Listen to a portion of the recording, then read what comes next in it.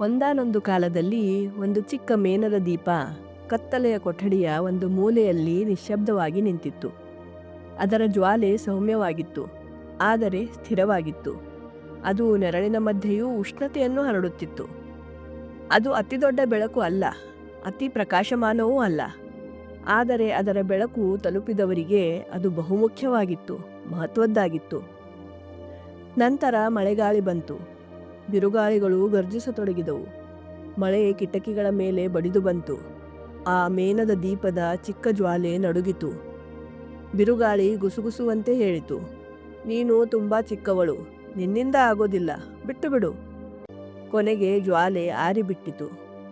ಕೊಠಡಿಯು ಕತ್ತಲೆಯಿಂದ ತುಂಬಿತು.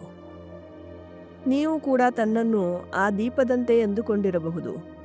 ಜೀವನದ ಬಿರುಗಾಳಿಗಳು, ಮನೋವ್ಯಥೆ, ವೈಫಲ್ಯ, ಏಕಾಂತತೆ, ನಿಮ್ಮ ಬೆಳಕು ಆರಿಬಿಟ್ಟಿದೆ. ನೀವು ಮತ್ತೆ ಬೆಳಗಲು ತುಂಬ ಚಿಕ್ಕವರು ಎಂಬ ಭಾವನೆ ನೀಡುತ್ತಿರಬಹುದು, ಅಥವಾ ನಿಮಗೆ ಆ ಭಾಸವಾಗಿರಬಹುದು.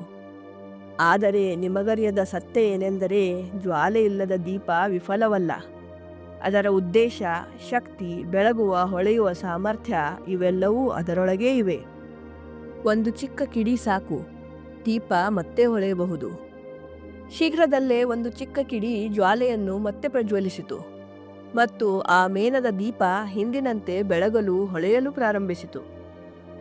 ಬಿರುಗಾಳಿಗಳು ನಿಮ್ಮ ಬೆಳಕನ್ನು ನಾಶ ಮಾಡಲಾರವು. ಅವು ಕೇವಲ ನಿಮ್ಮ ಬೆಳಕು ನಾಶವಾಗಿದೆ ಎಂದು ನಂಬಿಸಲು ಪ್ರಯತ್ನಿಸುತ್ತವೆ. ಜಗತ್ತು ಏನೇ ಅಂದರೂ, ಎಷ್ಟೋ ಬಿರುಗಾಳಿಗಳು ನಿಮ್ಮನ್ನು ಮುರಿಯಲು ಪ್ರಯತ್ನಿಸಿದರೂ, ನೀವು ಹೊಳೆಯುವ ಶಕ್ತಿಯನ್ನು ಸದಾ ಹೊಂದಿದ್ದೀರಿ. ನಿಮ್ಮ ಜ್ವಾಲೆ ಒಂದು ನಿಮಿಷಕ್ಕಾಗಿ ಆರಿರಲಿ ಅಥವಾ 30 ವರ್ಷಗಳಿಗಾಗಿ, ನೀವು ಮತ್ತೆ ಹೊಳೆಯಬಹುದು. ಯಾಕೆಂದರೆ ನೀವು ಆ ಜ್ವಾಲೆ ಅಲ್ಲ, ಅದು ನೀವು ಮಾಡುವ ಕಾರ್ಯವಷ್ಟೇ. ನೀವು ನಿಮ್ಮ ಪ್ರಾಣ ಇರುವವರೆಗೆ ಏಳಬಹುದು, ಮತ್ತೆ ಮತ್ತೆ ಎದ್ದೇಳಬಹುದು, ಮತ್ತೆ ಬೆಳಗಬಹುದು. ಆದ್ದರಿಂದ ಜೀವನ ನಿಮಗೆ ನೀನು ಮುಗಿದು ಹೋದೆ ಎಂದು ಹೇಳಿದಾಗ ದೀಪವನ್ನು ನೆನಪಿಸಿಕೊಳ್ಳಿ. ಅತಿ ಕತ್ತಲೆಯ ಕೊಠಡಿಯಲ್ಲಿಯೂ ಭಾರೀ ಬಿರುಗಾಳಿಯ ನಂತರವೂ ಅದರ ಹೊಳೆಯುವ ಶಕ್ತಿ ಎಂದಿಗೂ ಮಾಯವಾಗುವುದಿಲ್ಲ. ಅದು ಕಾಯುತ್ತದೆ, ಅದು ಸಹಿಸುತ್ತದೆ, ಮತ್ತು ಜ್ವಾಲೆ ಮರಳಿ ಬಂದಾಗ ಕತ್ತಲೆ ಕ್ಷಣದಲ್ಲಿ ದೂರವಾಗುತ್ತದೆ. ನೀನೇ ಆ ದೀಪ.